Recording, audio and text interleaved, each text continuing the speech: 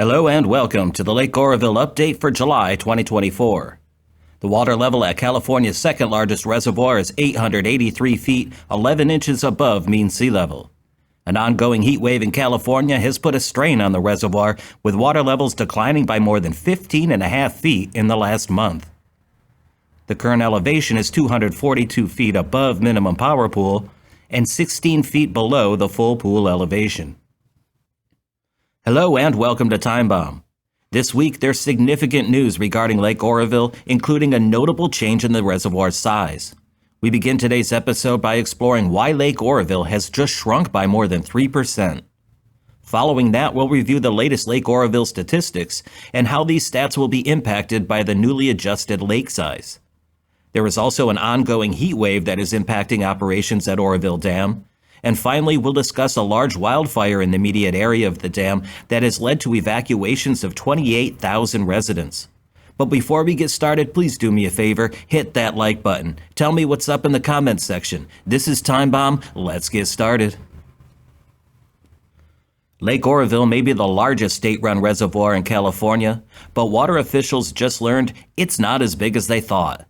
Back in 2021 and 22, Lake Oroville was struggling with the historically low water levels. Water levels were so low that on August 5, 2021, Oroville's hydropower plant had to be taken offline due to low water levels. Then a few weeks later, Oroville hit its all-time low elevation of 628 feet on September 30, 2021.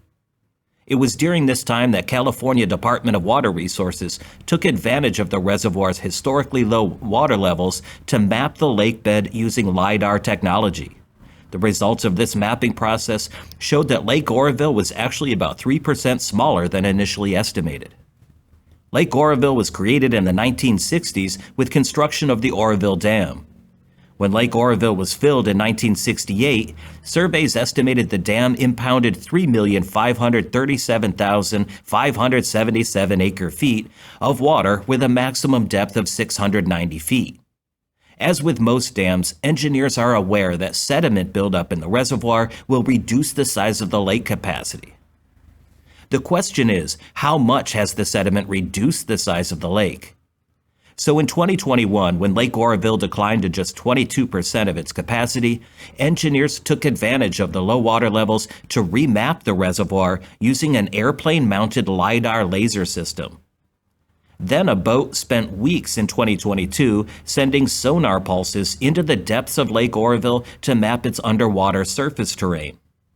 What resulted were highly detailed 3D topographical terrain models of the bottom of Lake Oroville, which the Department of Water Resources engineers used to calculate a new storage capacity of 3,424,153 acre-feet, approximately 3% less than previously estimated.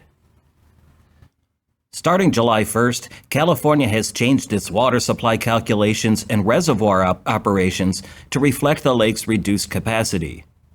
This is a chart of Lake Oroville storage capacity for the 2024 water year. Here is the old full pool capacity, and here is the new full pool capacity.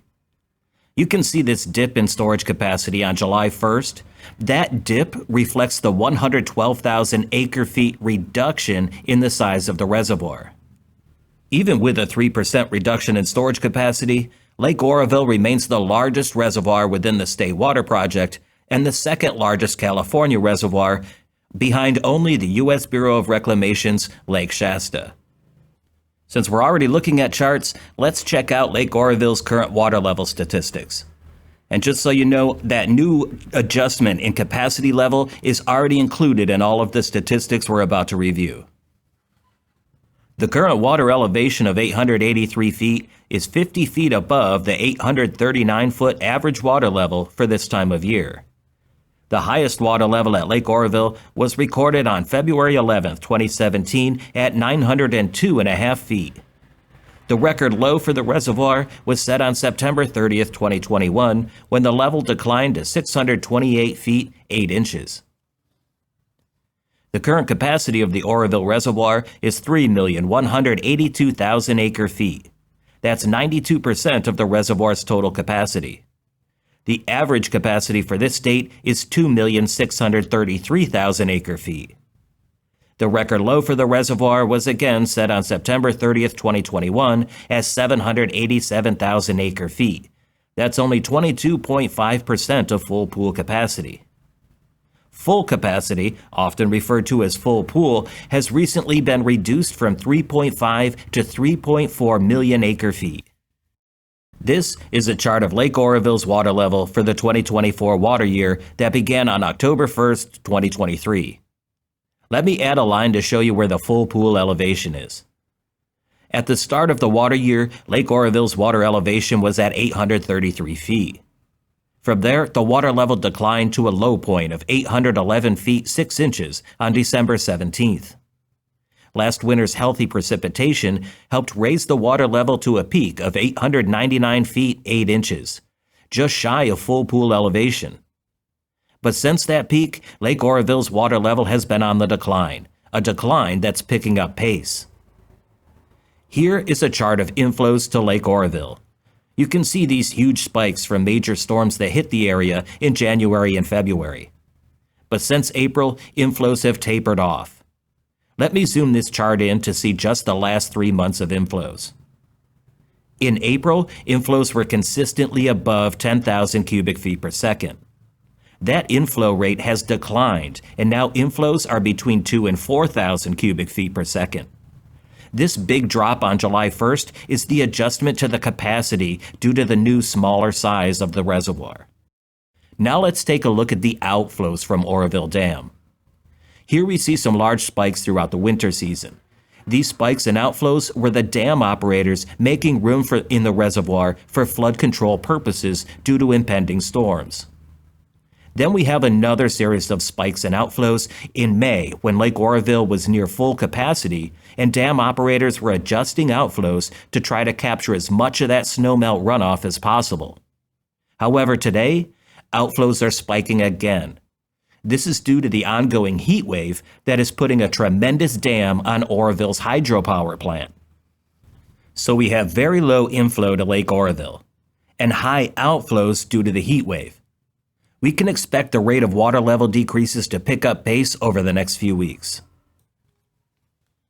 More than 28,000 people have been ordered to evacuate the Oroville Dam area due to a large fire named the Thompson Fire. This fire started around 11 a.m. on July 2nd and is being worked by more than 1,000 fire personnel. The fire has consumed 3,789 acres and is, at the time of recording, 55% contained. Here is a map of the Thompson Fire, and as you can see, the fire is dangerously close to Oroville Dam and its associated infrastructure. Here is the Edward Hyatt Power Plant, and here is the Thermalito Diversion Dam. When asked about potential for the fire damage to the dam, a spokesperson from CAL FIRE said, "Whenever there's fire in the area, there's always concern about critical infrastructure. Crews are well aware of the potential problems it can cause locally.